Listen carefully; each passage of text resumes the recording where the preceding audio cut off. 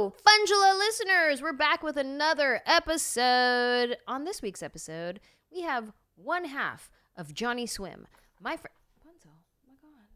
I don't know if you guys could see Bonzo, but he just jumped down in front of me. My friend Amanda Ramirez is here today. She is an incredible music artist. She tours with her husband, Abner. They tour as Johnnyswim. I forgot to ask her how many people think Abner's name is Johnny and just assume that that's their name. But anyway, so I have my friend. So, what are you doing? Yo, Bonzo is just out here doing pirouettes right now. Can I continue, sir? Apologies. Okay, we're going to get into it. I promise. My friend Amanda is on the episode. We get into it. We do some attitudes, some gratitudes. You get a little behind the scenes of tour life. You guys got behind the scenes of tour life with me touring as a comedian. We get some behind the scenes of them touring as a family with 3 kids on a tour bus, a double-decker tour bus now because they have a whole bunch of people traveling with them. So we get some behind the scenes stuff. Anyways, we have a really great conversation. It's so fun. I haven't seen her in a very long time, so we get to catch up a little bit. And I think you guys will really enjoy this conversation that we had. Don't forget, I'm on tour. Go to my website, Anjelah.com. Bonzo, I swear, if you jump in front of me one more time, Anjelah.com, where you can find out when I'm coming to a city near you, get your tickets. Also, if you want to be a part of the podcast and tell us your attitude or your gratitude or ask us a question, you can call us or you can email us and Danielle will give you that information. Yeah, give us a call at 747-300-5380. Email us at funjelahpodcast@gmail.com or on Anjelah.com. You can submit your attitudes and gratitudes there as well. Thank you so much for listening. Don't forget to give us a thumbs up, a review. Go to Apple Podcasts and be like, yo, this is my favorite podcast. This one was my favorite episode. Tell everybody what episode you liked. Maybe, where they should start listening if this is their first time listening. And subscribe to my YouTube channel. Go leave us a comment on our Instagram page or our TikTok page. And thank you guys for all the support and enjoy this week's episode of Funjelah with my friend Amanda Ramirez.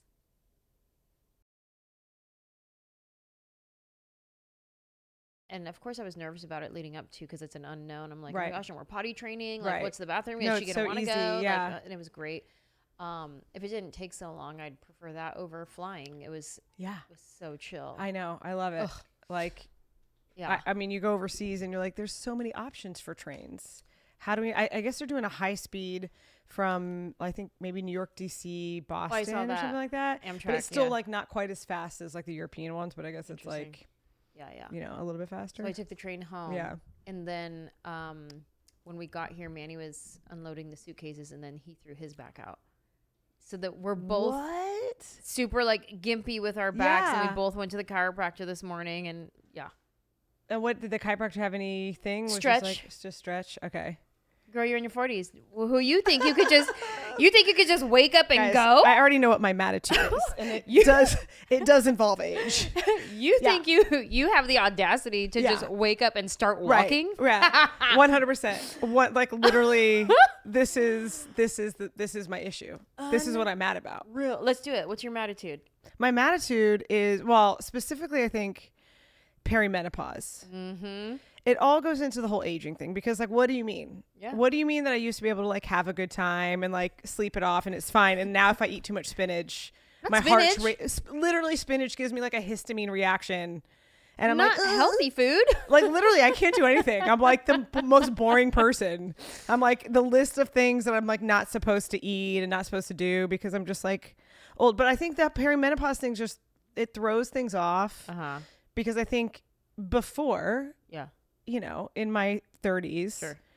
And even though perimenopause starts in your 30s apparently, but if I couldn't sleep or there was something like an issue, I would just like figure out that issue. Mm-hmm. And now it's like I go down a rabbit hole and I'm like, is it hormones? Is it not? I'm like, I thought I just had to deal with menopause. I didn't realize I had 15 years of like have a bunch of kids, have your hormones be crazy.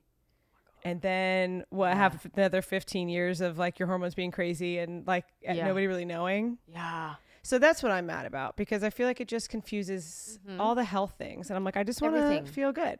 I just want to wake up and feel like a normal person. Everything to even things you don't realize are like perimenopause symptoms is the itching of the ear. I don't have that. That's a thing. Always scratching my ear or even my head. Like it's a subconscious like thing that I'm always just like scratching my head. And my sister does it too. I was noticing on our episode with my sister that we both are doing scratching this. Scratching hair. Like we don't notice it. We just like, we talk. Yeah. And I have so many times on stage where I'm doing that and I'm like, oh my God, people probably think that I'm just like have a rash or itchy. Yeah, something. Exactly. Yeah, I'm up here with lice. Yeah. Lice. But it's like a perimenopause thing, I guess, is like itchy, and itchy ear was one of them. And I learned that from an Instagram video. I was going to say, how did you figure out that that's what it was? An Instagram video. And it wasn't even like an informative one. It was a funny account that I follow. Yeah. This girl, I can't remember her name. It's like JS something, like it's her like initial or something. But she's always doing like throwback to like millennial stuff, right? And like how we like used to be. And then she did a whole thing about itchy ears for perimenopause, and I was like, wait, I have itchy ears. Well, and that's the thing is like, I don't even know that I have perimenopausal symptoms. I just know that my brain is now thinking that, and everything I do, I'm like, is this it? Yeah. Is this, I didn't sleep well last night. Is this my hormones or did I just not sleep well? Sure. Who knows? So, like, did I just have brain fog? Is this because I'm tired and my life is crazy and hectic and I just forgot something? Or is it perimenopause? I don't know. Yeah. I just don't like how it muddies things. It muddies things. You know, everything's like a question. I'm mad about it. Somebody asked me the other day, I was doing a podcast interview and he was like asking for like anxiety tips, like how I deal with anxiety and like go-tos. And I was like, first of all, get your hormones checked. Let's start there because I can give you all the practical, like journaling, gratitude, woo, woo, woo. Right. But if your hormones are jacked, none of this is going to work. 100%. So start there. Yeah. Let's start with your gut health and your hormones. Another thing I'm mad about. Why don't like gut health is all of a sudden I got to like, you know. Yeah. What do you do for your gut health? I don't know. Cause I have Lyme disease. And so I have like a whole other. Did you get bit by a tick? I got it by a tick. And you know what? Man. I know. And the crazy thing was like I got a tick bite when I was a kid, but I never got a rash. And so like that's what common medicine is like, oh, you have to have the rash and a fever or whatever. But I had like weird heart arrhythmias and I had stomach issues. Like growing up, I just had weird stuff. I had hypermobility, like I can bend my finger all the way back. And that's from Lyme? It's either like some people it makes the Lyme worse, and there's certain types of tick-borne illness where it actually causes hypermobility. So who's to say exactly? But it all started around that same time. How old were you? I was probably like 10 or 11, and I was living in Connecticut. When did you figure it out? So I had COVID twice in like 6 weeks in 2022, and then I thought that I had long COVID for like 2 years, and I was doing all these different treatments, and I felt like garbage. And then I finally went to this doctor in Connecticut who was like, working with long COVID people and a friend of a friend, you know, whatever. It was like a friend that was like, just go to her, just talk to her. And I was so over it. Like I've been to neurologists. I've done the MRIs. I've done like the cardio. I've done everything. And I'm like, this is just how I'm going to be sick forever. And so I finally one day was like, I'm just going to call her and see what she says. And she was on her way home from work and just talked to me for like 2 hours and was like asking me all these questions. And she was so sweet.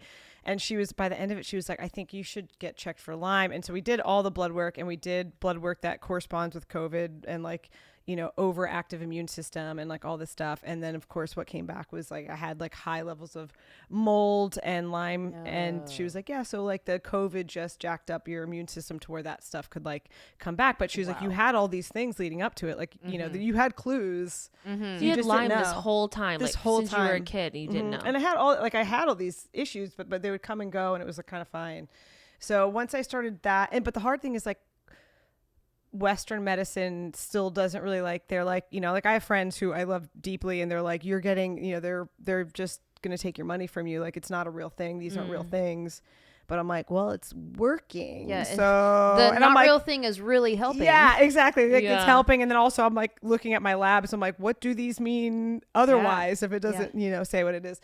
So but anyway, and it's like, I'm dealing with that. So it's fine. But that's also why I get mad at perimenopause. So I'm like, I don't have the time to worry about this right now as well. And like, I don't want to be. Yeah. And it's like, already aging is like not cool. I want to feel like it's cool, but it's not cool. Like, what do you mean I wake up tired all the time? What do you mean my makeup looks weird all the time? Girl. What do you mean? What do you mean nothing that I normally do works anymore? Girl. What? Right? Let's talk about Wait, like what? your face changes and everything changes. Yes. And so you're like Oh, things that you're like used to do and feel good about yourself. You're like, Oh, sure. girl. Let's talk about this eyelid for a second. Like, not even this one. what's happening Like, she to makes it? me mad too, but this one, look, she's like a lazy eye. I don't see it You at know? all. This is how she's supposed to be. See, Oh. but I think that happens a lot too, where you see things that nobody else. You get you focus on things that bother you, but Yeah. nobody else. But seems it's to notice, for definitely sure. been Yeah. over time, the droopy. Yeah. It's gotten Yeah. droopier. If I'm tired, Yeah. forget it. Yeah. I look like. Hey, everybody. yeah. But at least you know you're tired. Like I Yeah. had somebody the other day go, "Oh my gosh, she looks so tired," and I was like, "I'm actually not. Yeah. I slept great." And I was Yeah. like, "Yeah, I'm exhausted. I'm so tired." Wait, you Like- had at one of the shows, one of the audience attitudes was like, "Oh, you look tired today," and it's like, what if you just like you weren't though? I wasn't. Like, Right. Yeah, Yeah, it's like, I'm that's not like tired. that's such a thing of like, oh, I put in a lot of effort today. Thanks. Yeah, exactly. I was like, Ah. thanks anyway. But I you also just had go somebody with it. tell me, go, well, you know, the women in your family, like your mom and stuff, like she also like gained weight and looked a little crazy for a while, but like she got back, you'll get back. And I was like, I didn't even mention anything. Oh, Like I didn't even bring this up. No. Yeah, and I was like, yes, I'm gonna go to the restroom and cry real quick. no. Yeah, and That's I mean, they were crazy. they were trying to be really sweet, but it was just kind of Sure. like, People are wild. You I mean, know? I'm sure you get crazy. I know Ange gets comments, like people will comment on how you look, and I'm Yeah. sure people. Yeah. It always baffles me. yeah, To where I'm like, do you not think they see this? Right. Like, What's crazy Yeah. is people ask me if I'm pregnant. They'll ask me like, "Oh my gosh, I hope that's a baby bump," like in comments, and I'd be like, "No, girl, it's a bloated bump." like it's a burrito. Yeah. Yeah. No, girl, I just I enjoy ate my gluten. life. And you hid a pregnancy 3 times. Yeah. How did you do that?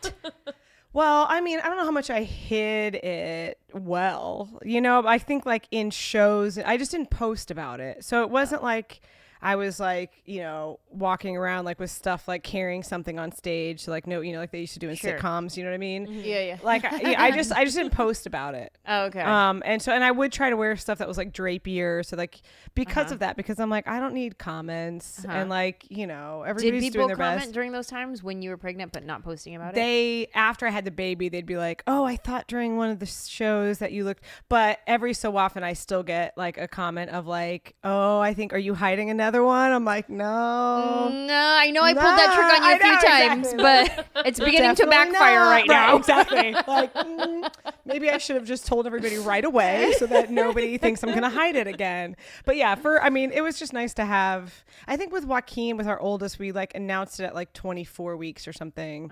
But with the girls, I was like, nobody needs to know. how many Yeah. kids do you have? 3. Yeah. How old are they? They're huge. Like Joaquin's your height.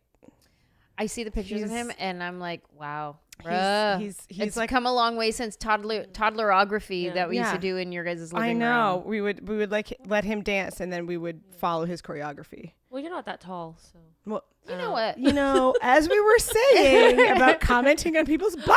Well, I'm just saying. I'm like, how old is he? Like, Yeah, is he's it- 10. Okay, so that is impressive. Yeah, a he's 10-year-old at 10. your height. Yeah. He's tall for his age. So Yeah. I have a 10-year-old, a 7-year-old, and a 5-year-old, 5.5. She would be very upset that I didn't add that half in there. It's important. Ooh. It's Yeah, important. she starts kindergarten tomorrow. So I feel like I'm like, I don't have any babies. Like, Oh it's my kind of weird. goodness.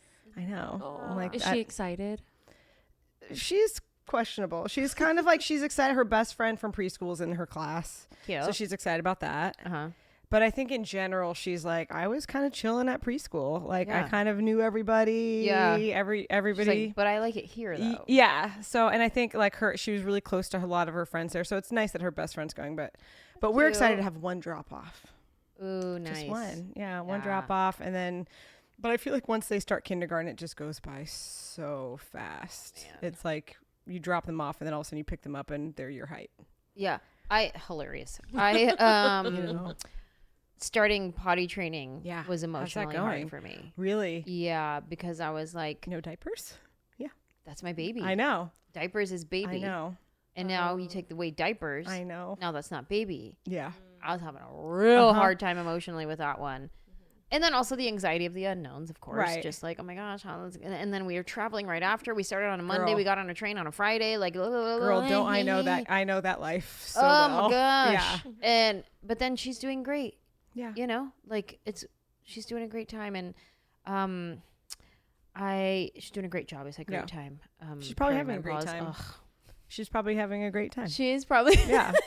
Potty is cool. Yeah. You know, you get a lot of hype. People get real hype about you peeing and pooping. It's like, She was very excited to show me her pink potty that one time. Oh yeah. She got amped about that. Was it the pink potty I just saw? Yes. In the bathroom, the little toilet paper holder on the side really about did me in. Like, I was like, that's so cute. Like, I'm gonna have to have another baby now because I need this toilet. You know. Would you guys do another one? Abner wants one so bad. Oh, He like really wants it, and I'm like, if I hadn't gotten sick, if I hadn't the whole Lyme COVID whatever shenanigans hadn't happened, I probably would be breastfeeding right now. Or I probably would have squeezed one last one in there, but now I'm like, I'm good. And honestly, it's like so easy. Like, we travel with them, and they just come. It's all easy, you know. But do I have a garage full of baby items because I'm too emotionally attached to like the crib that all my kids slept in, and you know, like I'm like, well, we'll figure out what to do with it. But really, it's like my emotions going. Yeah. Holding your on. Emotional support crib. Yeah, it's my emotional support crib. And then I'm like, but like, what if I like saved it for my kids and like my grandkids? And I'm like, girl, let it go. But it's still so hard. 'Cause you're like, but all of my babies, and I remember getting it. And you know, you're like, do the whole thing. Do I do that with random sweatshirts. Yes. Correct. But I got this one. I was in Denver, and it was my first time selling out there, and it's really emotional. I know. Yes. throw it away. Yeah. Why do I have like 55 sweatshirts for somebody who lives in Southern California? 100%. They're all, I have a reason for every single one. Manny yells at me all the time. Yeah. Get rid of this. No. And I'm like, absolutely not. I can't do it. What? Are you kidding me? No. To be fair, I have t-shirts and sweatshirts and sweaters that my parents had. And I'm so happy that they kept them because now I get to wear them. And I'm like, it's vintage. Yeah. So I feel like, you know, save a few. Save a few. Yeah. Save the good ones. Save it so Rosie can be like, look at this cool. Yeah. Right. vintage And people will be like, sweatshirt where'd you get from it? my mom. Mhm. Yeah. And she'll be like, my mom sold out Denver. Like a show Yeah. in Denver. Yeah. Has your mom done that? Or what's your mom do? Like pretty casual. Yeah. You know? Is she in preschool? No. No. Okay. No. Still so tiny. I know. How old is she? 2. Okay. Yeah. Thank So you, she's June. Oh, just in June. Okay. Yeah. So you got a couple months. Well, I mean, Or we're what are going to you be gonna do? traveling. We're going to Yeah. be, she'll be on the bus with us. So That'll be her preschool. yeah. Yeah. Mhm. She's so smart. I believe it. I am blown away by her at all times. Yeah. And I don't know. She's so creative. She's so funny. I don't know. I know. just- Isn't it I nice love to her like so really much. like your kids? Like I think Yeah. that all the time. It's one of my things I'm grateful for is like I am so thankful for my kids and I'm so thankful that they're healthy and all that kind of stuff. And I'm like, I really genuinely enjoy my children. Yeah. Like I like them all. Which one is your sassy one? Oh, Paloma, Paloma. our baby. The youngest. Mhm. She, for example, she's also the littlest. Like, and like obviously by age she's the smallest, but she's also like a small little. She's little. She's always been like really small, and so she like makes up for it with sass.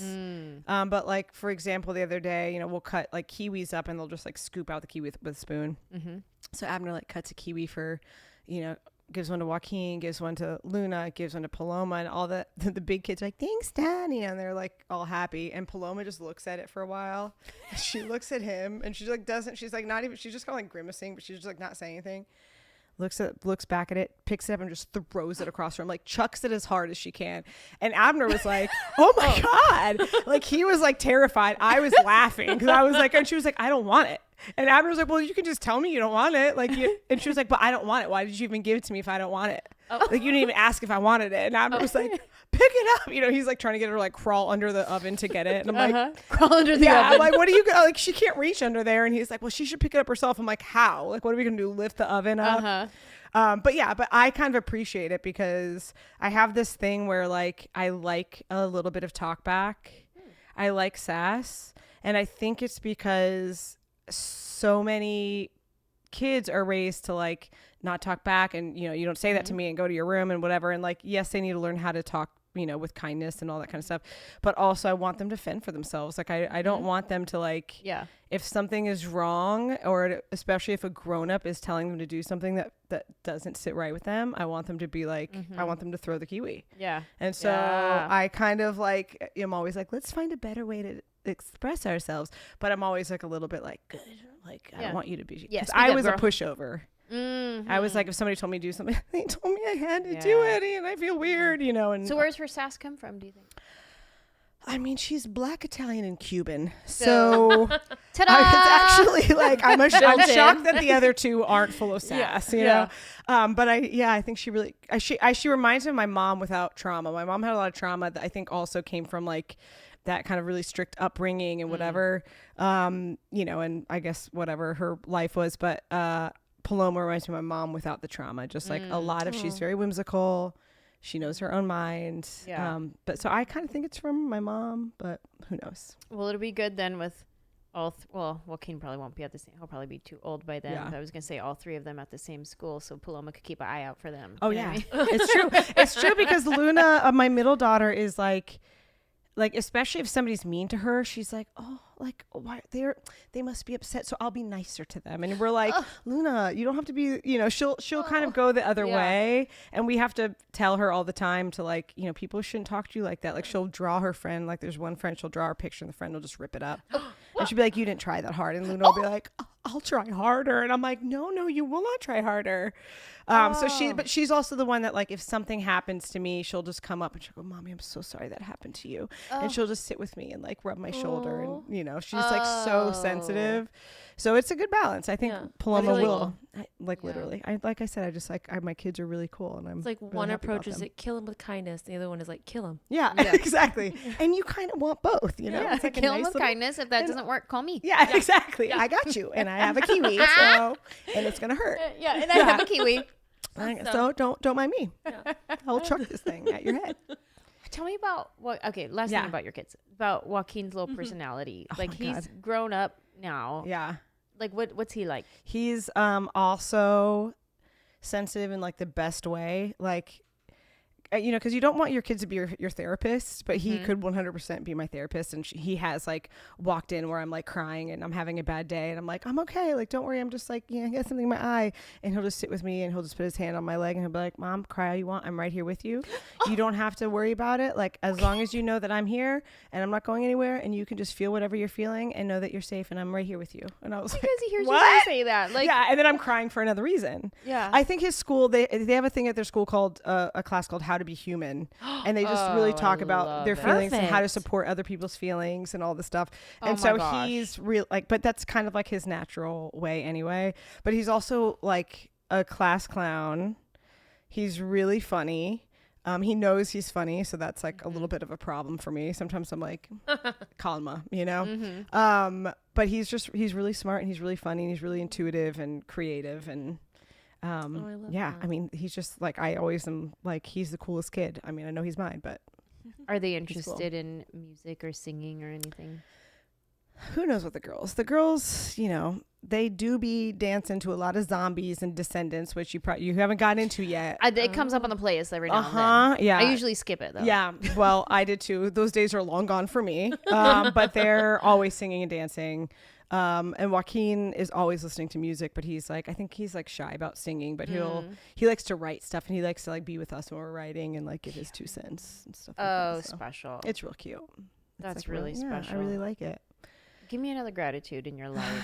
God. Okay. So speaking of kids, I think another gratitude for me is the fact that my mother-in-law and my sister-in-law are the ones that watch them when we're out of town, which I just feel like I could not have asked for a better support system. Like, my sister is right down the street with her kids, so they see her all the time. My dad lives here part-time, so they see him and his wife. And then my mother-in-law and sister-in-law, like my sister-in-law, when we can't pick them up from school, Titi's there. Wow. When we're out of town, Titi and Abuela are there. Abuela's making them breakfast every morning. And so special. yeah, it's like literally Abner and I were like, we would not be able to do what we do Yeah. without having, because it allows them also to be at school more often, and they don't have to be in, you know, whatever city where it's going to be freezing cold and they're going to just be stuck on the bus all day. Like they can be at school with their friends and do whatever, and TT's going to be there and Abuela's going to be there, and they're going to go to the library and they're going to get croissants, and they just like have like a whimsical life when we're gone, which is like allows us to kind of be like, okay, they're good and we can focus on whatever. So that I'm super grateful for. Do they travel with you too when you do bring the kids? Yeah. My mother-in-law does sometimes. Sometimes she'll go back to Jacksonville to see the other grandkids when we're on the bus and stuff. But it just depends on space. She likes to be on the bus though. Yeah, but your sister-in-law will come. But my sister-in-law comes. Is she your main nanny with you guys on the road? Yeah. Because you had somebody else before. Amy, yes. Amy's amazing. And Amy basically moved to a more creative role. So she takes pictures for us. So she still tours with you? Yes. So she's still with us too. It's like literally, it's a dream. And then Abdi's there with the kids. Great. So like Abdi ran an orphanage in Honduras by herself. She was like a missionary. Whoa. She said, I got this. Yeah. And so she like was literally like 3 kids, no problem. Yeah. She's like, great. We're going to go get snacks and we're going to have a great time. And literally like Paloma doesn't like for me to put her to bed because she like TT rubs her back in a certain way. And I'm like, okay, great. Like, fantastic. Wow. Yeah. So it's just like, it's like, you know, I had that because my parents traveled a lot. I had that in the form of a nanny named Rosa who worked for my family since before I was born. So when my older sister was 6 months old, she came and started working for my family, and then literally was still living in our house until I graduated from college. Wow. Or sorry, high school. And she still worked for my family like until she passed away. Wow. And so she was like my second mom, and and my grandmother would come to town. So when my parents were out of town, I had these 2 amazing women that would like take care of us and make it fun and, you know, make us feel safe. And so whenever we're leaving town, I'm like, oh, I'm so thankful that my kids have incredible. Something so similar, you know? Yeah, that's beautiful. Makes a big difference. Oh my gosh. I couldn't even imagine. Like right now we have our nanny that lives with us. Yeah. And she is incredible. And I've talked about before how it gives so much of herself to my daughter that I trust 100% my daughter is not lacking when I'm gone. Right, exactly. And it makes such a Fully big difference. shows up for her. Yeah, because it's like we're called, you know, we're obviously called to be mothers, and we're also called to this, you know, calling. I don't know what else to call it. Right. You keep using words that are call. We're called to this calling, and I don't know what it's called. Am I right? Yeah, perimenopause plus jet lag. Yeah, however you want to say that in a very, you know, way that sounds better. But we're called to it, and so it's hard to kind of, you know, separate yourself sometime. But when there's somebody who's taking care of your kids so well, you're like, it's just such a gift. Yeah. And the things that feel like it should be hard all of a sudden become way less hard. And especially with us going back and forth from LA to Nashville and then going on the road, it's so helpful. Even just like when we're on the road and I'm doing shows, that I can still be a part of bath time. I can still be a part of putting down for bed, depending on what time the show starts. Like, oh, I get to run in, put her down for bed, and then run back in before they announce me to come on stage. Like I get those little 10 minutes with her, but I trust that the woman who has been caring for her during sound check while I'm putting my hair and makeup on and boo, boo, boo, boo, boo, she's getting like the best bath time and books and dinner and it's like healthy and she's being so taken care of, so I can come in, have my time with her, hand her back over. And she's thriving. And I wouldn't be able to do what I do 100% without, because I wouldn't. Yeah, no, you wouldn't catch me on the road. Right, exactly. You're like, you wouldn't catch me out here doing no shows. Right, exactly. Without feeling like your kid is 100% taken care of, you know? Right. Exactly. You catch me doing Zoom stand-ups. I'm taking it back to COVID days. Okay. Yeah, exactly. Like we will find another way. You know. Hey, what's with? That's amazing. No, wouldn't do it. Yeah. That's a good one. Give me another gratitude in your life. I feel like I have so many. Tell me about like a gratitude from growing up. Like I know you had a different childhood than most people. Yeah. What's something that you're grateful for about your childhood and how you grew up? I think, I mean, there's so much. I like really had like such a great childhood and I had so many different experiences as a child. So I think my gratitude for my childhood was how many places I got to go to. Like, and especially now because I schlep my kids places, it's nice to be like, oh yeah, I did this. So even in times where I'm like, oh, I feel bad that we're missing whatever, I'm like, they're going to be fine. Like, they're going to be fine. I was fine. Or, you know, if we're taking them out of school for a long time, I have kind of a reference point of like, oh, I did this when I was a kid and got to like go to Japan for, you know, a couple of months. And I was in London for a couple of months and we just traveled around. And so you get to have this like really secure family unit when you're traveling with your family and you're on tour with your parents and they're working. I got to see my mom and dad work together, which I think, you know, my husband and I work together. So it's like a thing that is so cool now for me to be like, oh, I watched my parents do this. Yeah. And so there's just a piece that I get to have knowing that, you know, it's going to be okay. And even if things get a little crazy, sometimes you're like, everybody's going to be fine. I'll ask my dad sometimes, you know, I'll ask him like specifics. I'm like, Dad, what did you guys do? Okay. What did you do? We're in this scenario. And did you and mom, how did you mom make it work? And he's like, I don't know, but you guys turned out great. So whatever you choose is going to be fine. You know, hilarious. Like, all right. He's like, your mom would have remembered. I don't remember, but you know. Those are the moments when you wish mom was right here that you could call her 100%. And be like, Mom, how did you? Because my mom would have remembered every detail, as I will remember. We're about to go to London for 6 weeks and then in Edinburgh for another couple of weeks. We'll be going back and forth to London a lot this year working on this project. So in January we have to go and I'm already on like, you know, emails with the school. I'm like looking for places to stay. I've already looked at like soccer clubs for Joaquin and crafts for the girls and dance, you know, like I'm like in it. And the other day I realized like Abner hasn't said really much about it at all. And I was like, so like when you think about the kids being there, like what do you think about, like what are you like, are you thinking about it? And he was like, oh no, I would probably have us all in like some hotel, you know, like he's like, I don't know, I would have figured it out like a week before. And I'm like, you would have but I know better. That is such a dude thing. It is. And I'm sure, honestly, like, I'm sure it'd be fine, but I'm like, but what would they do during the day and how would they get tutored? He's like, I don't know, they could probably Zoom somebody. I'm like, okay. Yeah. And sometimes Manny will be like, well, I could do it. Yeah. Right? Like, even just like with packing. Right. Yes. Packing is another big thing. Well, I could do it. And I would be like, yeah. Mm-mm. You're like, you know what? Yeah, exactly. You know, because I'll be like, oh, I got to do this. I got to do that. Blah, blah, blah, blah, blah. For instance, I was invited to my friend's birthday party that I'm sure is going to be a fabulous party. Right. But I have so much to get done. Right. Before we leave, and Manny's leaving before us, and I'm sending him with stuff. Okay. So you have to have everything packed up. So I have to have it in time for him. Right. And I'm like, I got to pack this. He's like, well, I could just do it. And I was like, no. Like, you know what? That might stress me out more, actually. That's what I'm saying. Yeah.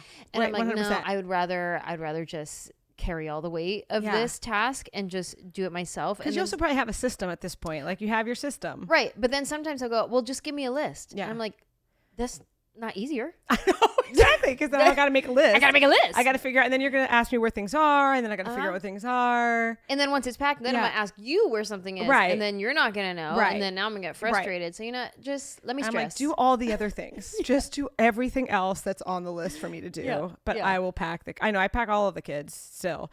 But they're at the age now where I have like a little like graph, like a little chart thing because Paloma can't read yet. So it has like little pictures and numbers and like how many things to bring, and I let them pack for themselves. Oh, that's nice. I mean, I double check their work and I put, you know, I mean, I'm very loose. I have this like very vivid memory of going to San Diego as a kid, and my mom let me pack for myself, and I was probably like 7, and the only shoes I brought I wore, and they were cowboy boots. And I was like on the beach with my cowboy boots. And my mom was like really paranoid about like walking barefoot on like rocks and like shells and stuff at the beach. So like we always had those like aqua shoes, you know, and she wouldn't let me just be barefoot. So I was like on the beach just with cowboy boots. And so I think literally it's a trauma that I hold still. So even when I'm packing for myself or my kids, I'm like, we need a list. We need to make sure everything's like double checked. Yeah. And then I'm like, they have Target everywhere, you know, like I always have to tell myself like, why are you stressing? That's huge. Yeah. I'll stress about stuff too. I don't have children, so that's nice. But every time I finish packing and I go, did I forget something? And then I go, there's stores. There's stores. Yeah, I know. It's fine. We went to London. We were going to be there for like 2 or 3 weeks, and I brought like two or three shirts.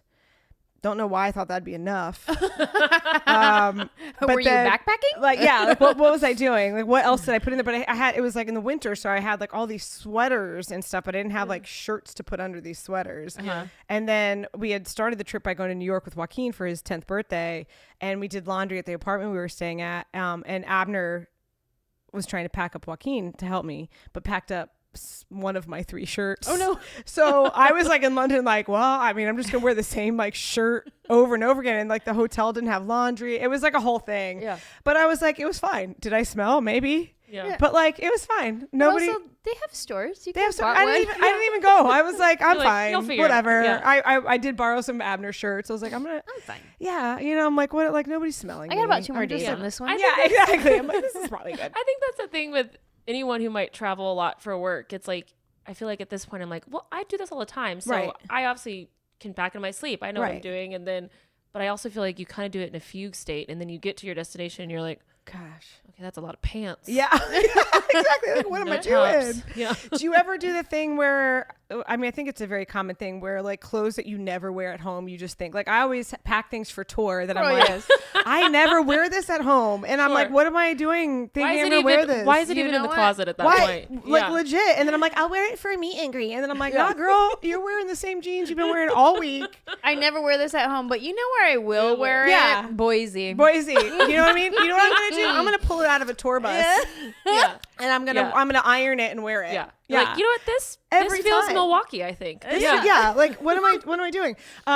Amy, who we just talked about, she does like capsule wardrobes whenever we're on tour. And so she like has she like does what? Wait, like capsule what wardrobes. does that so she mean? just plans all of her outfits ahead of time and plans like, okay, this shirt can go with these 2 pairs of pants. And then Okay, she'll mix bring like a match. couple like, you know, pops of color, like a green jacket She's or got a whatever. system. So she has like a whole system. And so every day she's got like what feels like a new cool outfit. And I'm always like, how? Because I'm Teach wearing me. sweatpants. Teach me. Yeah, and there's an app for it. I got to remember the name for it, but she like literally put her whole wardrobe in this app, and it like helps like put outfits together. And then she like I think took pictures of them, so she way. can like if she doesn't know what she's gonna wear, she like looks through her pictures and like puts together based on what was clean. She also has like a system where she keeps her suitcase under the bus, and then on days off she has a smaller bag where she will pick the outfits for the next 3 days and put it in the smaller bag on the bus, and so she I doesn't do have to that. like rifle through. See, you know, Yeah. after all these years of touring, never thought about that. Oh, really? No, I just schlep my whole bag in and then open it up and I go, what am I doing? And then I, you know what I mean? Like I don't have a system. Yeah. Yeah. You definitely need a But- system. But Amy's brain sounds different. Like that sounds real organized and real I think like it's that like 20-something-year-old energy where you're like, I need my outfits. I need to look cute. yeah. I might meet somebody. Yeah. You know, where I'm like, Oh, yeah. like, what am I doing? Maybe it's okay. Like, Abner, you happy? But you Good. still look good on stage. Like I'll be out there. Like we've talked about this before Yeah. on the podcast, where I'm just like, I got my baggy jeans and my t-shirt. I got my Jordans on. I'm like, "What's up, New Orleans?" or wherever we're at, and then I'll get the comments like, "Geez, you look like a bum. Why don't you dress up?" And I'll be like, "Oh, okay." You're like, I actually thought I looked cute. Yeah, So I thought it was a vibe. But Yeah. okay. I was going for 90s, but right. whatever. Yeah, I guess you didn't They catch said that. baggy was in. I don't Yeah. understand. What are we doing? 90s grunge, is that not back? Okay. Yeah, it's just like, and you're in front of people already, so you're like, I don't need you to tell me anything. Yeah. Keep your mouth shut. I will be very careful with not naming names, but we opened for somebody, and I was newly, I forget which, I don't even know which kid I had, but I had a baby. And so we would play our set, and then we would have like 2 hours, and we'd come back and sing like one last song. I probably shouldn't be telling the story, but anyway, we've opened for a lot of people, so it could be any number of people. But anyway, we didn't do a ton of shows with this band. Anyway, I come out, it's like the first week of shows, and I come out and I have like black jeans and like some nice like kind of like combat-y boots that were cool at the time. Mm-hmm. And then I had this like really nice like jacket that was like, you know, I forget who made it, but it was like a nice jacket. Yeah. So I had like a little like tucked in little like sweater, and then like this like jacket on top that was like, I felt like a cool fit. Like I put this thing together, you know, like, I'm I'm a vibe. And their tour manager pulled our tour manager aside after and asked me if asked if I could change my clothes and so that I don't look like a homeless person coming in off the street. Or they didn't say homeless person, but they were like basically like, but they said it. They're like, we want to honor her by making sure that she feels really good about how she looks and everything, you know. And I was like, I did feel like I got so mad. I've never, I don't think, made a grown man cry, but I made this grown man cry because I was like, what do you want to look through all my clothes and tell me what I'm allowed to wear? Mm-hmm. But you're like, I'm already in front of people wearing things. Like, do you think I didn't try? Yeah. You know what I mean? Wow. Yeah. I feel hot just talking about Girl, that. look at me. I'm like, It was rough. It was rough. And I'm getting mad at whoever told you that because I'm like, okay, they sound real self-righteous. Yeah. I have some beef to pick with that. Correct. Like, and not also, the honor. I'm not like, the not the honor. And also, like, I just had a baby. Like, leave me alone. Don't talk to me about what I'm wearing. I'm wearing what fits me right now. And my brain immediately went to, are you speaking for yourself or is somebody else in your ear? Who else? Tell me, point everybody out. Who said something? Who said something? Point them all out. Still don't know. Still not sure. I think I don't want to know because I think don't know. I like to like keep relationships nice, you know. Yeah. So I'm like, I just never. I would have been like, oh, is there a uniform guideline or are 100%. you footing the bill for new clothes 100%. or what is what are you talking about? Yeah. It wasn't like I showed up in like pajamas, and even still, even if I did, Did you enjoy the show? Yeah. Did you like the songs you heard? Right. Great. Exactly. Great. Did I my did my job. clothing distract you? No? Interesting. Right. And it wasn't like it was like bad. You know, it wasn't like I was like, oh, okay, I really kind of like just rolled off of like the bus and whatever. Like I actually clearly put something together and like tried. So it was like, anyway. Wow. We'll throw that to the MADtv. Anyway, let's talk about other things we're grateful for. Back to gratitude. I have a gratitude for you. Actually, I have gratitude for you too. You do? I have so much gratitude for you. Yes. Well, let me tell you my gratitude for you. So I feel like, I mean, for the longest time we didn't want kids, you know, and we lived our lives as such, and we enjoyed our lives.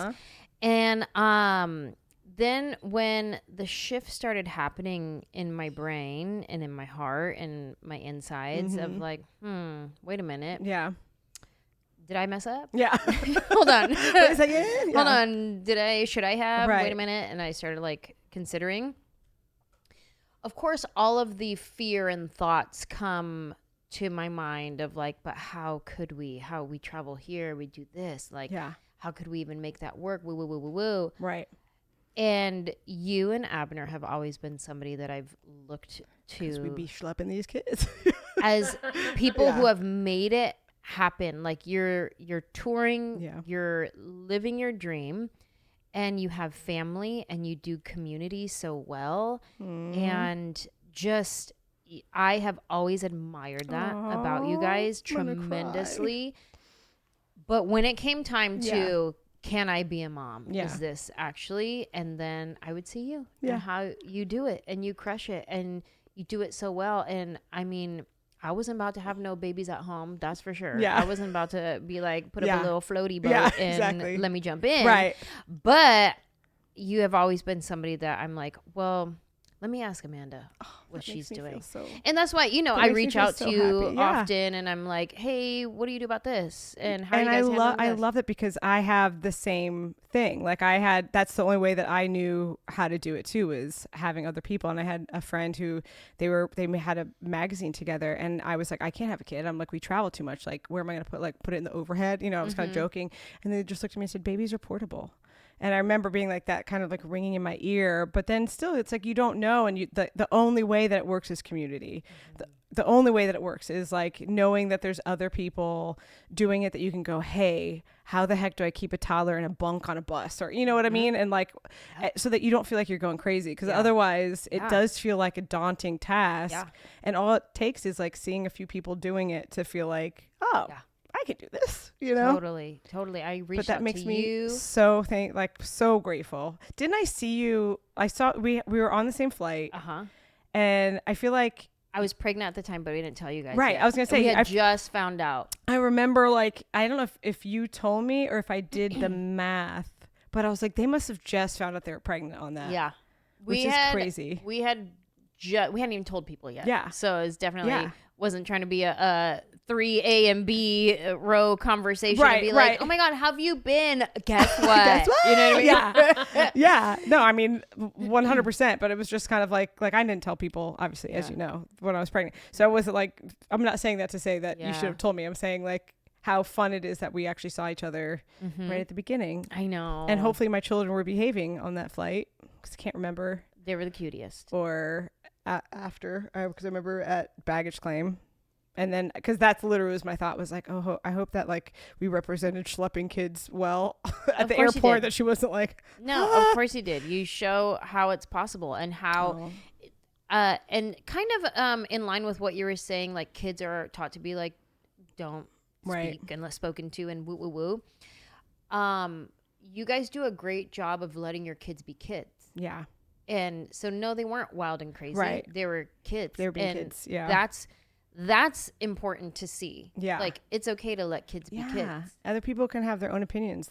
Sure. Like, go have your opinion about my kid, but my kid's going to be my kid. And as long as they're happy and being themselves, then we're all good. Yeah. And you can leave if you want to. You guys are real good at that. That like really makes me feel things in my heart. Good. I'm glad. Yeah. That's what this whole podcast is I about. know. Feeling things that feel good and send them out to the interwebs so everybody else can feel good. And venting, which is so important also. Really, it like lowers my nervous system like energy just to be able to be like, this thing sucks. And you're like, and get it out. It's out. Yeah. Yeah. But now it doesn't suck so bad. 100%. I love that. Right before I was going on tour, I reached out to you and I was like, how do you do this? Can you write me a schedule? Yeah. I was like, how do you do this? I reached out to you. I reached out to Carrie Job. Yeah. I reached out to Mal's friend, the country singer. Oh, John Party. His wife, Mal, put us in contact, but we never actually connected. We just did a couple of like... Text back and forth. And never happened. Yeah. But I definitely was trying to reach out, like, how do you tour with a kid? Yeah. And I remember even the tour bus company woman sent me a picture of her kid in the bunk, like netting thing. And she was like, it's easy. It just looks like this. And even just seeing that picture, like, calmed me. And I was like, oh, it's been done. Oh, okay. Yeah, we can do that. They just sleep? Oh. Sure, yeah. And they get used to whatever. They get to be with you. I almost had a mental breakdown right before we went on tour. I'm like, am I making a mistake? Like, I'm pulling her out of her routine, her little My Gym class, her little... But don't you feel like they have a routine on tour? Like, I feel like they still have the same... They have a schedule. You know, they still kind of 100%. Get up at around... I always keep my kids on West Coast time because that way on the East Coast, they can kind of come to the show and whatever. We're, like, more aligned with our schedule. But, like, they still get up... have their breakfast. We go into the venue. They usually go explore the city. You know what I mean? They still have like this rhythm. This like you still have your little family rhythm. Yeah, which is so nice. You know? Yeah, we have our own schedule. On the bus. It's harder though going from east to west. Like when we're in Nashville, we tried to. I was gonna say that's rough. We're like, we're gonna do the same. Keep her on this, you know, central time zone, and then we came. We started in Denver, and I'm like, I'm not getting up at 5. I'm not giving her breakfast at 5. Right, and 100%. Like not a chance. No, turns out you're just gonna sleep when we sleep. Okay. Right. I always think that, and that works, right? Yep. Like I always think that with people that come this way, because I'm like, I have it really lucky that we get to they just get to stay up later and sleep later. Yeah. But I'm like, I don't know that I could do it so good if it was the other way. No, I would definitely not be keeping them on. But you're right. Going to the East it's so fun when she gets to be a part of things. Yeah. And even when we went to Puerto Rico and we brought her there, like she got to like, I'm like, oh, these are stars. Yeah. This is nighttime. Right, exactly. Like you've never seen this before, but that is the moon. Yeah. It's so fun. I know. Okay. We let Joaquin, you know, like stay up, obviously, like he stays up late at this point anyway, but like when he was still kind of going to bed at a normal kid time, when we'd be on the East Coast, we'd be like, no, you can stay up, you know, late, whatever, and you can watch the show and whatever. Cause I'm like, yeah, if it's 9:30, it's 12:30, like that's fine. You know, you're not really going to bed you're going to bed like an hour late, but he felt like he was like so old. So he got to have like post show, you know, do you ever have post show food? Oh yeah. Or is it just like people like our crew, you know, get a bunch of pizza, whatever. So he's like eating pizza at midnight. And we're like watching like, you know, whatever, like so fun for video him. dumb YouTubes, you know, hot ones or whatever we were watching. And he was like so in heaven. He was like, I'm the such a big coolest kid. Yeah, he's wearing like matching pajama set that has like pictures of New York on it. Like he's like still a baby, you know. But we're like, he's so cute. But it was like, oh, you're so big, and I love it. I know. Oh, It's just a fun life. Oh, it really is. Yeah. And I was trying to, you know, talk myself down from my almost mental breakdown. Was like, this is an adventure that we get to take her on. Yeah. And it's like the family band. You guys really are the family band, but it's like the family band, and we get on a bus. Yeah. And we tour around, and you know, we keep our community tight. Right. It's us, our nanny, Danielle. Yeah.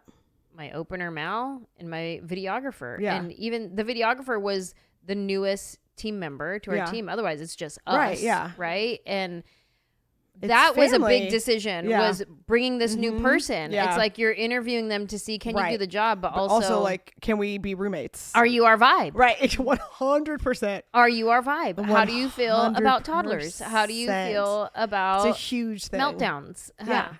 How do you feel about hearing children in the middle of the night? Yeah. Because Now it will he's her happen. favorite, Oh, Yeah. which I Favorite. think I is love rude. it. Yeah. So- Like, that's rude. Interesting. I've been here longer. Yeah. You know me better.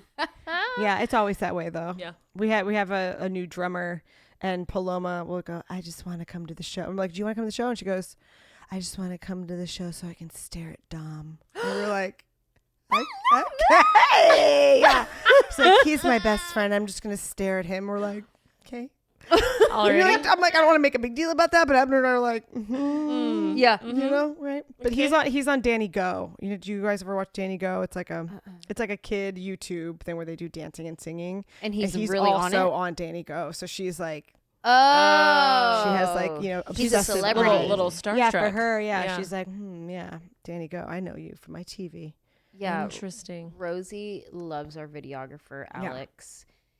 She has the biggest toddler crush on him. Yeah, it's so cute. It's the cutest thing, but also I'm like, okay, Don't be weird though. all right. Yeah. Yeah, don't Yeah. be weird. But she'll full on, if I even bring up his name, she's like, It's so cute. it's so cute. And just like, when we say our prayers Yeah. at night, and then we go through like, you know, who we're Right. grateful for, Right. and we start naming people. And I'll be, and we're grateful for Titi Danelle, and she'll go Danelle, and then she'll go yes, Oh. and like I'm naming the Right, people, but she's you like, know, "Don't you and then forget, she's like Mom." yes, and I go yes, Yeah. and yes, yes, mm-hmm. Yeah. That's so I mean, fully sweet. the other day, when we were getting in the car, I literally carried her to the car, and we're standing there, and she was like, Alex, get in the car. And I was like, oh, yeah, but also I'm here. But I'm here. And yeah. she just looked at me. I was like, does Danielle get in the car? And she just looked at me and goes, Alex, get in the car. And I was like, oh, okay. Well, cool. I'm chop liver. Yeah. You know. I was like, sure. But the thing is, it's like even with touring with kids and all that stuff, like it definitely changes as they get older. But you just roll with all the stuff. You know, it's like it's so different traveling with like a newborn baby versus traveling with like a toddler who has crushes on the videographer. Yeah. You know, it's like it changes and you go with the punches, and it's such like a good.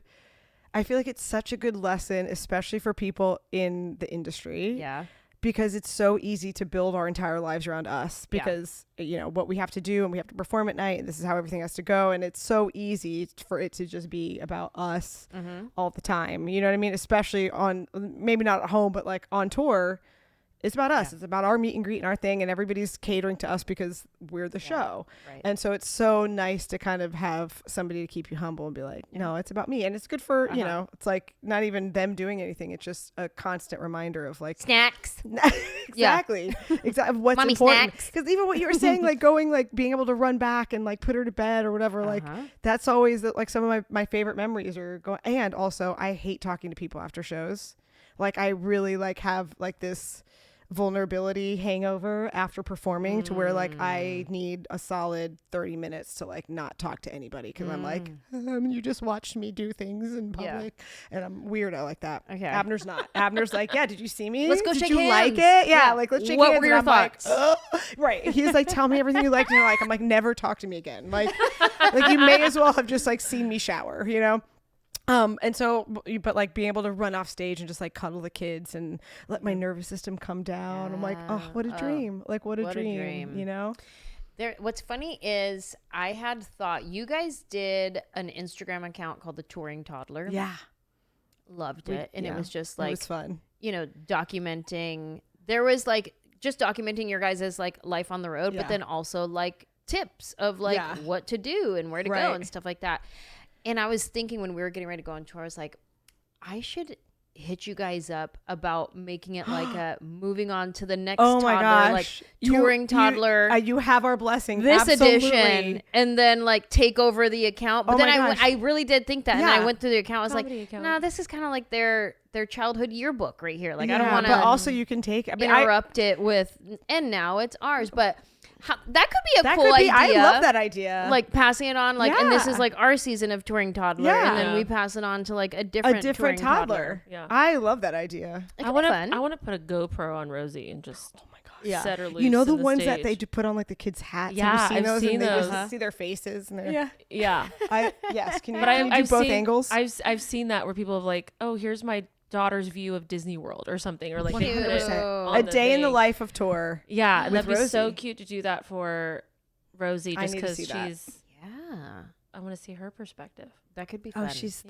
That'd be really fun. Yeah, we'll look up your account again and see like how we can adopt it and make it more like the touring toddler brand, right? And then.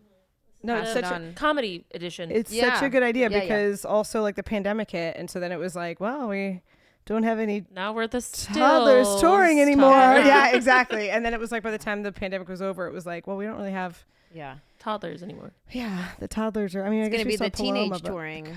It really is. It really is scary. Like I'm not ready for puberty. I'm not ready. Like every time now I walk to Joaquin's room, I'm like knocking on the door. Like it was before I'd like, you know, he doesn't have a lock on his door. So we just walk in. And now every time I'm like, I gotta knock and like, just be sure. And I don't like, I don't know. I'm like always like trying to get like the gossip from school now. I'm like, so like, are there crushes? Like, what's going on? And he just looks at me like, please grow up. He's like, Mom, get a life. But I'm like, this is so fun. You're like, this is my life. Yeah. I'm like, what are you talking about? Yeah. Like your school. I saw a girl from his school yesterday, and she was like, they got their class list yesterday. And she was like, well, me and this girl are in the one class together, but the other girl is in the other class with the other girl, and so that's gonna get tricky. So we're gonna it'll be fine, but like it's definitely gonna be tricky. Stop. And I was like, yeah, and then I was like, Joaquin, what is she talking about? Who's the girl? Who's the girl? What's the drama? And he was like, I literally have no idea. And I was like, okay, well, so why are you so excited about this? I'm like, this is fun. I don't need to watch Housewives of anything. No, I can be in the 5th grade drama world. You know what I mean? Yeah, and enjoy it. Totally. That's fun. Let's give me another gratitude from any season of your life, from early meeting Abner days to in the trenches marriage days to another childhood, whatever you want. Give me another gratitude. Well, obviously very grateful for my husband in general because he's great. And he's also like a great combination of like adventure and also like and passion, but also really smart and sensitive and down to earth too. Like he's like can be all this big here, but he's also like the person that will look you right in the eye and be like, like every time we go on a date, he'll have questions that he'll ask me, like random stuff like, if you could be any animal but it can't be a human, what would you be? And we'll just talk about random crap, and I'm like, to be together for 20 years and still enjoy date nights is really fun. So I'm grateful for that. I'm really grateful that we started dating pre-social media. I'm really grateful in general that like I wasn't a high schooler with social media because it would be so embarrassing. It would be so embarrassing. The things that I thought about and like took pictures of with my little like flip phone that I didn't have any place to share them to. No. I used to take pictures of myself pretending to be pregnant, and I would have 100% put that on Facebook. Be like, one day I'm going to be I was, you know what I mean? Like the dumb crap that I did in private that I would have put online is so I'm really grateful that when we met, there was social media, but it wasn't like super popular, and it wasn't like just wasn't what it is now. It was kind of like still like catching up with old friends, but it wasn't like you're posting constantly, and it's like it wasn't a constant thing. Yeah. And I'm like really grateful for that. And I'm a little bit like terrified that my children are in a world where they have, you know, I mean, and I'm guilty of it because I put them on Instagram and stuff, but where I'm like, they have been viewed their whole lives. Like they have been viewed their whole lives and they don't really know. We're kind of like the last generation that like wasn't like viewed publicly during our adolescence. Wow. You know? And that's why Gen Z thinks we're so cringe. They think everything's cringe because I'm like, of course you think everything's cringe because you've like you've been aware of everything for so long. We weren't aware of jack crap. No. I've never thought of it that way. Yeah. It's blowing my mind. Like I'm still sitting in it right now. Right? Yeah. Because social media came around when I was like in high school, but it was still, but we still did the silly, goofy stuff. Like my friends and I had a video we posted where we reenacted the Titanic. That's in what friend's I'm talking pool. about. Does it still exist? Because I feel like we should put it on. Like we were like, link to it. We were like, you guys, brilliant idea. 100%. We were all in like our swimsuits and we did it in my friend's pool and we were like, this is hilarious. This like we're posting this. Solid. This is good. This is gold. Yeah. Oh my god. Yeah. But I see the difference. People talk about it all the time of just like, yeah, like I was like, I didn't shop at Sephora. I didn't know about beauty products. I didn't care about, nobody cared about any of that stuff. No, nobody you cared about your friends and nobody those was interactions. Like, it was all just like, what are we doing after the football game on Friday night? Oh, we're going to Sonic. Okay, cool. You were able to just be present and be with your friends and not be in this like online whatever, you know, because even like the texting and stuff like that, like I'm like, my kids I don't have social media at this point, but like they still will like text with their friends, and we kind of have like a pretty good system of like they can't, you know, text, like the phone is shut off. Like we have an app that just shuts everything, all the apps off on all the devices. So like they get like an hour or whatever, you know, whatever, if we give them screen time, it like counts down and it just shuts all the apps off and they can only open certain things or whatever. So if it's like, oh, you know, my friends want to talk about whatever, we're, you know, we started working on a comic strip at school. Can I text my friends? And you're like, yeah, it's fine. But like, as soon as you open up messages, like all of these text chains come through from like all of his friends and their different chats and who got kicked off of what chat and like, like the girls chat and the boys chat. It's like literally as soon as it like opens up, you're like, like get it off the screen. But it's already like a thing, you know? And even you're like, just through texting. Texting, you know, just like, shoot. Just, you know, who's on the text chain, who knows what information. I mean, I have that as like an adult, like on tour, like there's obviously text chains without Abner and I, because it's like the crew and whoever else. And sometimes we're like, oh, are we, what do you think? What are they saying about us on the text chat? You know, or like, do you think they're planning stuff without us? You know, like. Yes. They have a chat without me? Yeah. Yeah, of course. It makes perfect sense. And the chat is used because you go to bed before everybody else. That's what it's used for. Correct. Or it's just me like texting the boys going, you guys want to get a drink? Yeah. You guys want to hang out? You guys want to watch another episode? Are you sure or what? Right. 100%. Or like you have a conversation and you keep it up and whatever. And honestly, I'm grateful. I'm not on it because I'd be like, I'm trying to sleep. Right. Listen, do you get FOMO? Like, do you get like when you know that everybody's hanging out? Are you like, oh, I kind of want to go? Or are you like, I'm sleeping? A little bit like you mentally, say you'll but go. I don't. Right. In real life, I want to be asleep. Right. You know what I'm like, saying? I want to be like out. Yeah. Oh, here's the FOMO. Yeah. I wish I still had it in me. Correct. To go out. And there we went back to perimenopause. Because all the way it back all around. comes back to Perry. Yeah. I hate her. Right. If I would have gone, then I'd be like such a dud because I'm exhausted. And the one time, because I'm not drinking this year. I'm not drinking on tour. Great. Yeah. And I'm giving myself until my next taping. Okay. No alcohol. Nice. And I'm not like a binge drinker or anything. Of course. I just love a good glass of little something. Tequila at night, a little sippy sip. You know what I mean? Right. I love some bubbles. I can see you're missing it. Yeah. Love. How long has it been right now? New Year's Eve. Oh, great. So you're in. Yeah. Yeah, I'm in. Yeah. I'm in it. We're already going to be in September soon. Is Manny doing it with you? He doesn't drink, period. He doesn't drink anyway. He never okay. drinks. Okay. Gotcha. So it's just me on the bus doing the 0 Heinekens and the 0% alcohol. Right. Yeah. But I will say, like, there was one night because I go to bed early. I'm like, I want to be up with Rosie when I can, and so let me just go to sleep. Also, mom brain doesn't ever stop. No. So even though I have a nanny that is helping me with this, I'm still very hands-on in, okay, so what are you going to feed her for lunch? Okay, maybe 100%. Let's do this instead and do blah, blah, blah. So I'm still 100%. On.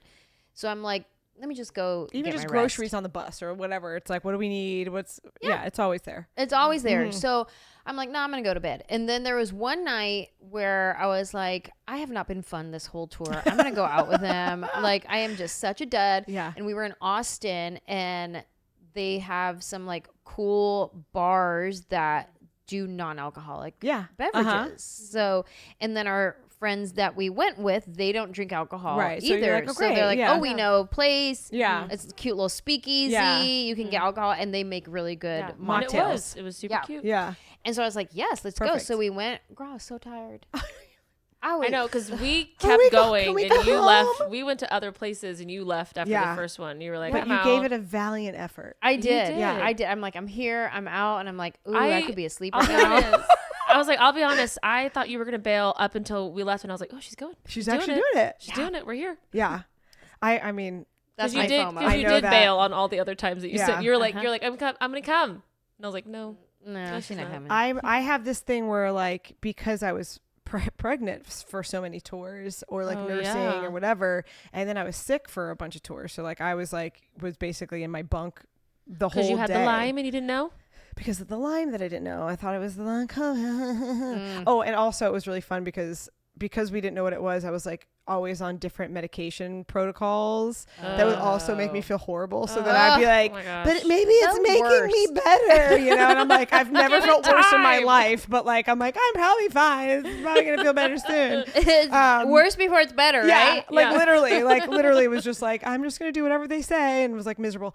Anyway, so after that, like the next tour where I was like, felt halfway decent. Like I was like, what's everybody doing? And Abner was like, I'm going to bed. I'm like, now you're going to bed? And the same sort of thing, like he would drink, and like now he's like, you know, now, I mean, he kind of goes back and forth, but like on the tour he was like, yeah, I'm trying not to drink, and I'm like, now you're not drinking? Like I was pregnant that whole time and whatever.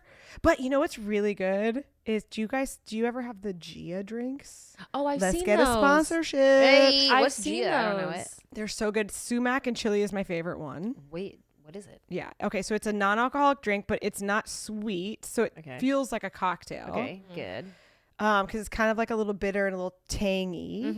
And you put an ice cube in. You put a little like lemon. I mean, like a orange peel. Huh? But what is it though? Who knows? It's just like it's just a mocktail. It's just a mocktail. It's just fancy juice. It's like a little soda kind of, but it's like doesn't taste like soda. It tastes like. It's supposed to taste. It's designed to taste like a cocktail. Right. Good. And it's like I cannot stand when you get a mocktail and they just like, we'll put some pineapple juice with some soda water. I'm like, and no, it's $24. Yeah, exactly. Yeah. No, my other go-to is just like soda water and bitters with a bunch of lime, because that really makes me feel like I'm having a drink. Yeah, you know? that's a good one. I'll try that. That's a good one. Mal does that sometimes. He does do bitters. So I usually do that when I have upset stomach, though. See, 2 for 1. Yeah, it's a 2 for 1. That's why we like it. Just a good pre-show mocktail. Yeah, exactly. A little pre-show mocktail, good for the digestion. Yeah. Back to gut health. But yeah, the little G is like, I'll have them on stage, and I'm like, oh, I feel like I'm having fun with everybody, but like really I'm being responsible. And I'm sleeping well. Have you heard of the drink Recess? Oh yeah. Oh yeah. You have? Yeah. There's CBD. To the party. Okay, see, right? Here's the thing. It's kind of the same vibe as Gia. Yeah. I feel like same vibes. Okay, I didn't know anything about Recess. Yeah. And I went to my friend's house recently, and she was like, do you want a sparkling water? That's how she pitched this drink. Do you want a sparkling water? But it does have CBD in it, correct? Oh, I don't know. I don't know if it has CBD, but it has magnesium, L-theanine. Yeah. Maybe I'm thinking of the one called Trip. Recess is this one is like a relaxing and it says on there it's like it's just a mood relaxing drink. Yeah. And so in my brain I was like, oh, so if I have like anxiety or I'm feeling stressed, like, it'll like chill it out, right? So I was like, yeah, I'll have your sparkling water, right? So yeah, they have different. I drink this water, different ones. Yeah. come home. Yeah. And I'm talking to Manny and I'm like, man. Oh, no. I'm tired. Why am I so tired? Thinking hormones and everything. I'm like, this is dumb, Yeah. man. Why am I so tired? Yeah. I hate this. And he goes, just go take a nap. I'm like, I have too much to do. Yeah. Like, I can't just go take a nap. In the middle luxury. of the day. Yeah, no. And then so I go in my room and I'm doing emails on my phone. I was like, well, let me just lay down on my bed while I do emails on my phone. Girl, I got through about one email. I was going to say that didn't last long. And I was like, all right, let me just put my phone down for a second. Girl. Out cold. Out cold for an hour. I woke up. So Rosie was nice. already up from her nap. Yeah. I woke up and I was like, what the heck? Yeah. I just knocked out. Hold on. And it was that drink. So do you get them now, like for like no, nighttime? I didn't.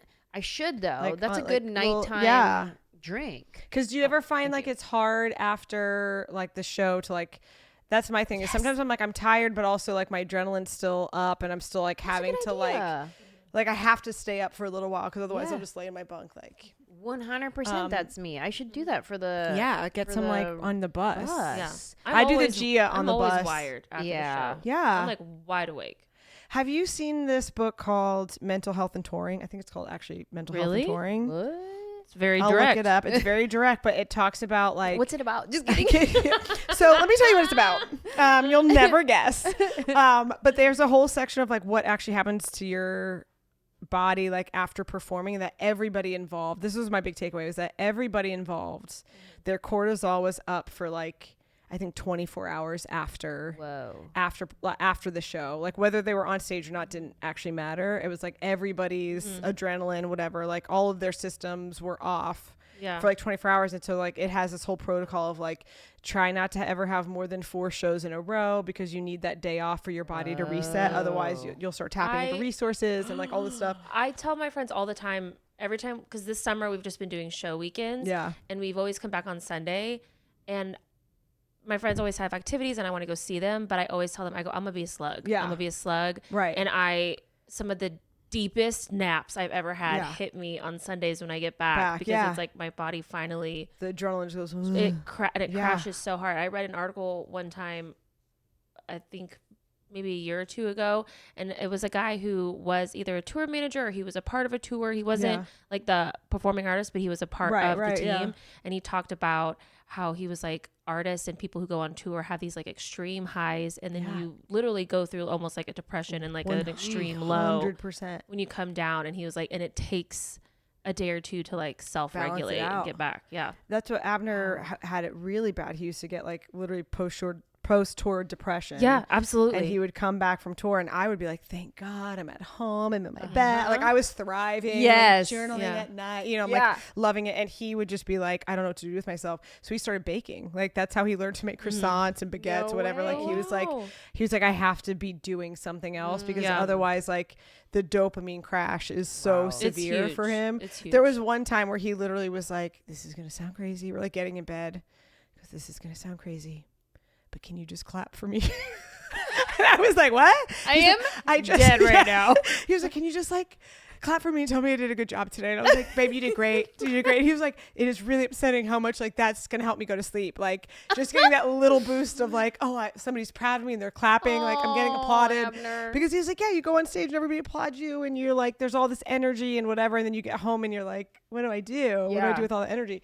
And so so every so often I applaud for him. I make him bow. Wait, so it's called Mental Health and Touring. I'm gonna double check, but I'm pretty sure it's like literally that straightforward. It's like mental health and touring, or mental health and the road, or like something like that. Did it give tips to what to do after performance, like after show, right? To wind down, to like help. I think it did, but I don't think it was like super specific. I think it was more like make sure you give yourself time to come down. And I think the thing that I remember most was like making sure that you didn't have too many days in a row without having a day off. And it said make sure that the day off isn't like, oh, we're doing radio promo or we're doing whatever else, like that the our day travel off, day, right? It's like it's a day off. Like there's nothing work related. There's nothing where you have to like be in front of people. Like let it be as. That's what I need to get better at. Is having a Sabbath. Correct. I know. I get anxious when I'm resting. It used to be so bad to where I was like, well, Sundays, like back in my early touring days, I'm like, well, Sunday's my fly home day, so that's my day off. Right. That is so not an off day. That's such a hectic, equally as stressful cortisol day. Right. And then now I just kind of like power through. And again, like being back to like mom, like, okay, well, what are we going to do with her? Let's go, you know, to the kids museum. Let's do blah, blah, blah, blah, blah, blah, blah, blah, blah.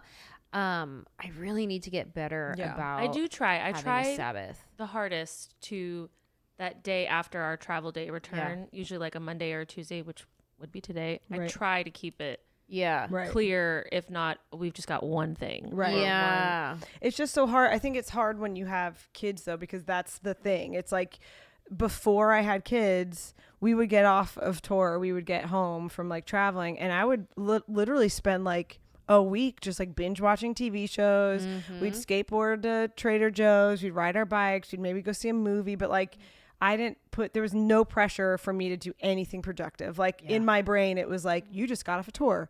You were off the hook. You can do whatever you want. Yeah. And now it's like, oh, well, we have to get into school and we have to get this. And like, so your brain is just all like, and to the point where if I'm sitting still or if I like sit down, I'm not doing anything, I'm like reading a book or something, there's like always this thing that's like, well, you should be doing something. Like something's not clean somewhere. Something's disorganized somewhere. You know what I mean? Like, and I don't know. And I didn't realize it until probably a couple months ago where I was like, oh, I feel like actual like anxiety when I have nothing to do. There was like a day where Abner was taking the kids somewhere and I had a birthday party to go to that night. And so I had like 2 hours at home before I had to like start getting ready. And I literally was just like, I didn't know what to do with myself. And I felt like nervous. Like, so I kept looking for something like maybe I'll go early, like I'll get dressed and maybe I'll meet somebody else for like, you know, for a drink before or, you know, like I was trying to fill up the time because the thought of just being still was like, I think it's an addiction. Like I literally think like you become like addicted to this like pace, or maybe it's the cortisol, or like maybe it's literally like a physiological thing that your brain becomes addicted to. I don't know, but it feels like that to where like if you take everything away, I'm trying to relearn how to just do nothing. And also I have this thing where when that happens, I have to ask myself like an idiot, what do you want to do right now, Amanda? What do you want to do? Because I'll feel overwhelmed. And I literally have to like out loud go, what do I want to do? Do you want to read a book? Because I'll be like, I should do this thing. I should go whatever. And I'm like, no, what do you want to do? But I feel like an idiot. Like it literally makes me feel dumb. Like I'm like, what are you doing? All the time. I need it. Okay, I have good. to. I don't have to say it out loud. Bad. Yeah. Girl, I self-talk is my people think I'm crazy in my car. Let me tell you. I just pretend I'm on a phone call when I be doing my self-talk.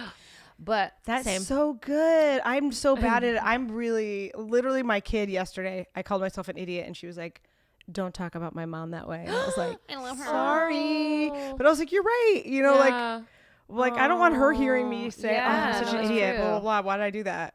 Like she was like, you don't talk like that. I think it's also we have to, I think you're 100 when you say it could be an addiction. Yeah. I don't have the scientific proof to prove that right now, but somebody I'll put some money on it. Yeah, right? I'll bet on that one that there's definitely an addiction to that. But I think it's also we need to reframe in our minds and tell ourselves that rest is productive. Right. Because we want to be productive. Right. Well, I have these 2 hours. Right. There's no kids. I could get so much done right now. Like, but what also is productive is resting your body.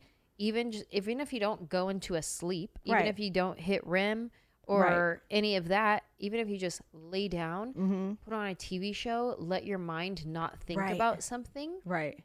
Like, what is that life? What is just give yourself some productive rest. I think we need to start reframing rest as being productive, especially for the personality types who don't allow rest because we're so busy. We got to get something done. We're the responsible one. We're the blah, blah, blah. Well, if I don't do it, then nobody's going to do it. And then blah, blah, blah, blah. Or I don't like the way you do it. Like, I've got some time. Let's make a loaf of sourdough. You know, and you're like, why? Nobody needs that. I think a lot of it comes down to people's identities too. 100%. Like I'm relating to all of that just because I was like and it's not like a healthy identity view. You have to work on it, but I am someone where I'm like, well, I am the productive one. That is who I am. And I should be doing all these things. And if I do find myself like, what do I do? I'm like, I'm sure there's an email I forgot to respond to. Yeah. I'm sure there's, I have the same thing where I also struggle resting or just, I'm like, I need to be doing something. Yeah. And it's I had to earn that rest or something. Yeah, correct. Yeah. And you're like, why can't I be like a kid and just enjoy my time? You know what I mean? Yeah. And maybe it's like also scrolling. Like I'm like, why do I scroll so much? Like I don't want to do that. I don't want to. And it is such an identity. It was something like being sick. Like I felt like all these pieces of my identity were like being ripped away. It's a gratitude and a MADtitude because. And it's still something I really struggle with because I'm like, I'm the one that always has the energy to do stuff. And I'm the one that works out 5 days a week. And I'm the one that eats super healthy. And I'm the one that feels good. And I'm the one that, you know, like whatever, like all these things that were all, I didn't realize were parts of my identity until I couldn't do those things. And then I was like, well, who am I? What am I good at? What do I have to offer if I'm not doing these things? And if I'm not acting in this way or like, you know, all that kind of stuff. And literally like, I cried. This is going to sound crazy, but it was all part of this like identity thing. The other day we were in Paris for, you know, we were flying home from work and we had a day in Paris and we were just going to ride bikes, whatever. And I started to like see all these like very like, you know, all these like Parisian, like fashiony people. And I was like looking at stuff that I had like needed to get done. And I felt like I was falling behind on stuff. And I felt like, you know, we were working on this project where we were like writing songs like constantly. And I was like, I don't feel like I really even like that song I wrote. And like, I was just spiraling and I'm like riding my bike through Paris and I'm like, isn't this amazing? And I'm like, this is great. And I'm like trying to like keep it together. And he could tell that something was wrong, but I was like, I'm fine. I'm just like, you know, I'm tired, whatever. And we got to the restaurant and we're at this cute restaurant. And we're like looking at the Eiffel Tower and I like put my hair like this and he goes, oh, like he made some comment about me not shaving my armpits, which he does not care if I shave my armpits or not, but he just made like a joke about it. It was like, oh yeah, I should have let you borrow my razor because I forgot one, which is very normal for me. And instead of like laughing, which I normally would do, I burst into tears in the middle of the restaurant. And he was like, I don't care if you shave your armpits. It was a joke. And I was like, no, it's fine. It's just my identity is falling apart. And he was like, about your armpits? Like what? I was like, no. And so I had to like backtrack. I'm like, you know, but it is, it's like you don't really realize until you can't do the things. And I think because I couldn't do them, it was like really stripped away from me. But I'm like, can I learn later on, like as my life continues, can I learn to like lay down these identity things before they have to be ripped from me like a toddler with a toy? You know what I mean? Like, can I just be like, that is not who you are. Yeah. This thing that you do is not who you are. This way you look is not who you are. This hobby you have is not who you are. These are all part of things that like you enjoy and make up, you know, a bit of like your world, but it's not who you are. It's exhausting. Really this whole life thing. Yeah. Yes, man. Which brings me back to perimenopause. Damn you, Perry. You dare it. This episode brought to you by. I know, exactly. Experiencing Perry in Perry. Right, exactly. I hate me. Dumb. But I love it. That was clever. I love it. Oh my gosh. Yeah. Oh man. I have so many questions for you, but not for the pod because nobody would care. Like, I want to know logistics of like, okay, how do you guys do this on the bus? I also have bus questions, and I was like, I made a note. I said, ask about bus when done. Yeah. Okay. Well, yeah, I'm down. We can talk more. I hope that I have but answers. nobody listening will now, care. I know, this is about to be an inside baseball conversation. If you are also a tour manager listening, just DM us later and we'll tell you what we found out. Yeah, exactly. If you're about to tour with your kids, like, let me know. Do we have any voicemails or emails or anything? I do have a We voicemail. do? Okay, let's listen to a voicemail message from a listener. They'll call in and tell us either a MADtitude or a gratitude or sometimes both. And let's see what we have today. Would you like to hear the jingle or just that's jump right. into it? It's been a while since we played. We have a jingle. There's a jingle? I want to hear it. Okay, let me make sure my volume is... If you want to call us, here's the phone number. 747-300-5380. Give us a call.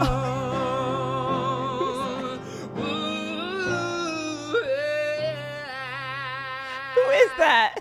That's Gabe Gibbs. Oh my gosh. He made that talented, first hilarious, That's amazing. musical comedian. He's a hoot. That's amazing. Okay, here we go. I'm Christy, And I am the most grateful for my husband, Dave, and the time I spend working 8 hours a day listening to veteran concerns and helps and what they need from me. And then I get off work and he has prepared the pontoon boat and 2 of my fur babies to go out on the lake and watch the sun go down. Aww. The most beautiful sunsets are standing on the boat with him, holding his hand, taking his picture, watching him be so proud of giving me something so special. Oh my God. The best gratitude I could ever share with the world is never, never, never take for granted the time that they give, whether they say it or not, to show you how much they love you. A husband that does care. Thank you for sharing. Thanks for having me. Bye. That is so wholesome. That was beautiful. Yeah. I want to go make out with Abner now. Yeah. Watch the sunset.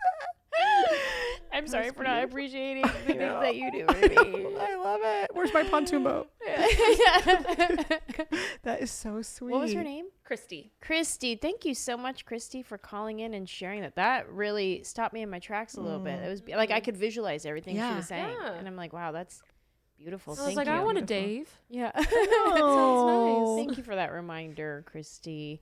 And so thank sweet. you, Amanda. Thank you for having me. You just got back from being out of the country. Yeah. I can't even imagine your jet lag, crazy travel days, and so happy you to be here. Still scheduled time to come and sit with me, and I appreciate absolute you. pleasure. What a cool... Because we only overlap so many times. That's what I'm saying. You know what I mean? It's rare. So it's fine. If it's a coffee or a podcast, we're here. You know what I mean? If it's an airport, 100%. We're going to make it happen. We're going to make it happen. I appreciate you. I love you dearly. I love you so much. Thank you for being here, and I'm grateful for you. I'm grateful for you too. Yay. Bye.